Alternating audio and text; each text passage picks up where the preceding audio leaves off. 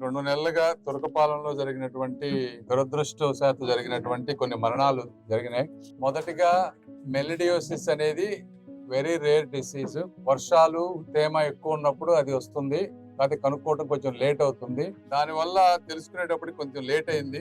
28 మంది చనిపోయారు. అవి తెలిసిన వెంటనే అప్రమత్తం అయ్యి రకరకాల కార్యక్రమాలు కూటమి ప్రభుత్వం తీసుకుంది. కలెక్టర్ గారి ఆధ్వర్యంలో ఎక్స్పర్ట్స్ తీసుకొచ్చారు ఢిల్లీ ఎయిమ్స్ డయాగ్నోస్ చేయడానికి.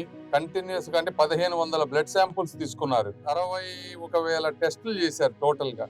మెలిడియోసిస్ కి సంబంధించి గుంటూరు జనరల్ హాస్పిటల్లో మనం స్పెషల్ బ్లాక్ పెట్టి దానికి కావాల్సిన యాంటీబయాటిక్స్, ఐసోలేషన్ అవన్నీ పెట్టాం. కరెక్ట్ ట్రీట్మెంట్ వస్తుంది. అయితే కొంతమంది గ్రామంలో ఉన్న వాళ్ళు హాస్పిటల్కి వెళ్ళటం ఇష్టం లేక ప్రైవేట్ హాస్పిటల్కి వెళ్ళారు. వాళ్ళు అక్కడ డయాగ్నోసిస్ లేట్ అవటం, వాళ్ళు దాంతో డెత్ జరగడం జరిగింది. అయితే ఈ ప్రాంతంలో ఉన్న వాళ్ళందరూ కూడా మరొకసారి చెప్తా ఉన్నాం, మీకు జీజీహెచ్ లో ఎటువంటి ఇబ్బంది ఉండదు. జ్వరం గానీ ఏదైనా వచ్చినా కూడా మీరు మాకు ఇన్ఫార్మ్ చేస్తే మీకు కరెక్ట్ ట్రీట్మెంట్, టైమ్లీ ట్రీట్మెంట్ ఉంటుంది. సో ఈ విధంగా ఎంతవరకు చేయాలో గవర్నమెంట్ అంత సపోర్ట్, ఫుడ్, వాటర్ ఇవన్నీ కూడా చేశాం.